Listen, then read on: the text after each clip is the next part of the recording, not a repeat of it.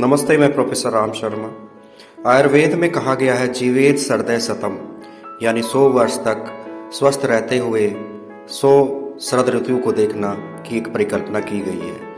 लेकिन हम आज देख रहे हैं किस तरह से मानव का जीवन हो गया है।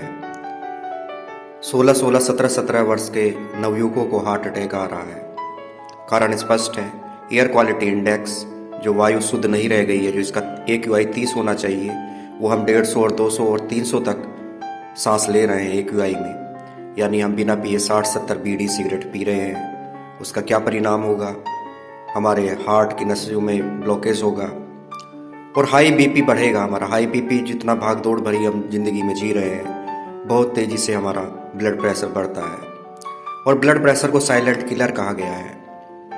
अष्टांग हृदय में तो जो एक आयुर्वेद का ग्रंथ है, उसमें इसे सब रोगों का जनक कहा गया है। अगर किसी के हाई BP है तो उसे शुगर भी होगा, उसे हार्ट की बीमारी भी होगा, उसे किडनी उसका भी फेल होगा और अन्य अंगों पर भी प्रभाव पड़ेगा।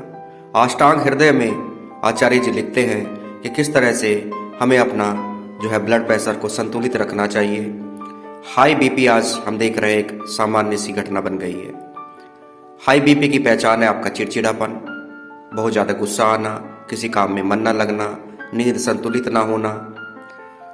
ये हम सबको देखना पड़ेगा कि हमें BP, ब्लड प्रेशर बढ़ता घटता रहता है, लेकिन इसे इतना भी नहीं बढ़ने देना है कि BP एक बीमारी बन जाए। ये साइलेंट किलर है और हाई BP से ही ब्रेन हेमरेज, पैरालिसिस की जैसी बीमारियां और घटनाएं होती हैं। हाई BP ही सभी रोगों की जड़ है। इसको कम करने के लिए हमें सुबह उठ के हल्के प्राणायाम, वॉकिंग करनी पड़ेगी। एक होम्योपैथी की दवाई आती है अल्फा TS, उसका कोई साइड इफेक्ट नहीं होता है। अगर हाई BP है तो उसी चीज पे डाला जा सकता है।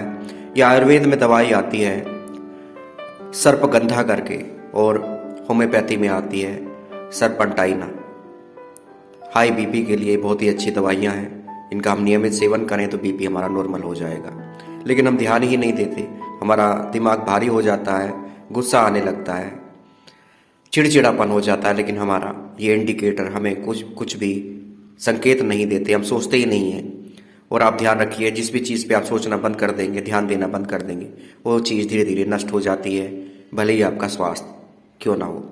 चरक संहिता में भी ब्लड प्रेशर को कंट्रोल करने पर बल दिया हुआ है। कहा गया है कि आपके शरीर का सर्वप्रथम चीज़ जो आपको संतुलित करनी है वो ब्लड प्रेशर है। ब्लड प्रेशर हमारा संतुलित रहना चाहिए, 80 और 140 हमारा रहना चाहिए। लेकिन जो है 80, 120 है, 140 तक भी, लेकिन अब उसे डॉक्टर्स ने सही मान लिया है। हाई BP में नहीं माना जाता है, क्योंकि भाग दौड़ भरी जिंदगी में धीरे धीरे ये मानक बढ़ते रहते हैं।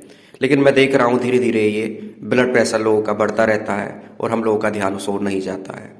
हमें अपने शरीर का ध्यान रखना पड़ेगा। सर्वे भवन्तु सुखिनः, सर्वे भवन्तु सुखिनः। सभी लोग स्वस्थ रहें।